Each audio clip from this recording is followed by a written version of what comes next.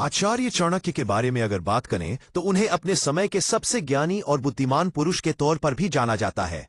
मानव जाति की भलाई के लिए उन्होंने आज से कई सौ साल पहले कई तरह की बातें कही थीं जो आज के समय में भी हमारे काफी काम आती है। आचार्य चाणक्य कहते हैं, हर इंसान की ये चाहत होती है कि दूसरे उसकी इज्जत करे और उसके बारे में सिर्फ अच्छा ही सोचे, लेकिन अक्सर ऐसा होना संभव नहीं होता है।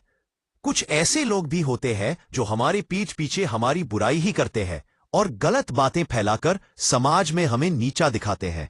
चाणक्य कहते हैं, जब ऐसा होता है तो हमें गुस्सा आना स्वाभाविक है, लेकिन इस समय भी आपके लिए अपने मुंह से निकलने वाले शब्दों और इमोशंस पर कंट्रोल रखना जरूरी है। आज इस आर्टिकल में हम आपको बताने जा रहे हैं कि जब कोई भी आपकी पीठ पीछे आपकी बुराई करे तो आपको उस समय किस तरह से व्यवहार करना चाहिए और हालात को कैसे हैंडल करना चाहिए। दूसरों की बातों से खुद को कमजोर न बनने दें। आचार्य चाणक्य के अनुसार जिस भी व्यक्ति पर दूसरों की बातों का तुरंत असर पड़ता है वो कभी भी स्थिरता के साथ नहीं रह सकता है। आचार्य चाणक्य कहते हैं, अगर कोई आपकी पीठ पीछे आपकी बुराई कर रहा है तो इसका यह बिल्कुल भी मतलब नहीं है कि वो सच कह रहा है और आप वाकई में वैसे ही हैं। आचार्य चाणक्य के अनुसार लोग अक्सर उसी के बारे में गलत बात कहते हैं जिनसे उन्हें जलन होती है, जिनसे वे कंपटीशन करते हैं या फिर जिनसे वे खुद की तुलना करते हैं। अगर कोई पीठ पीछे आपकी बुराई कर रहा है तो उसकी बातों को दिल में न ले और खुद को अंदर से मजबूत भी बनाए। चुप रहना ही सबसे बड़ी ताकत।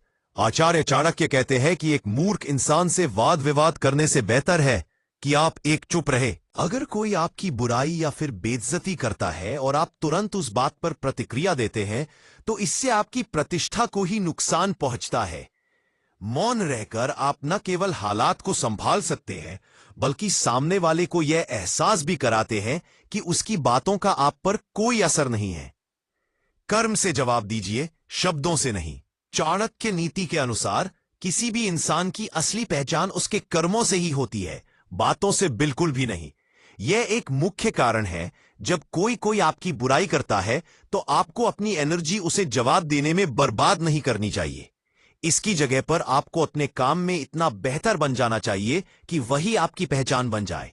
जब आप अपने कर्म से जवाब देते हैं तो धीरे धीरे दुनिया की आवाज शांत हो जाती है। लोग आपके बारे में क्यों बात कर रहे हैं?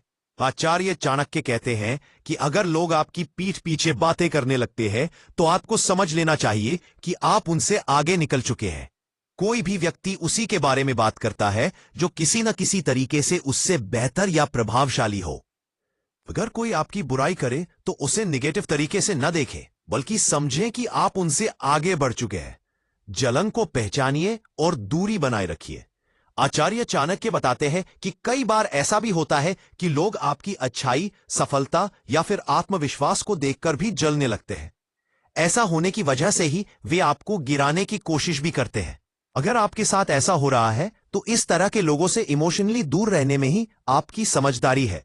ऐसा इसलिए क्योंकि जब आप अपनी एनर्जी ऐसे लोगों पर खर्च करना बंद करते हैं तो आप खुद को शांति और सफलता के और करीब ले आते हैं।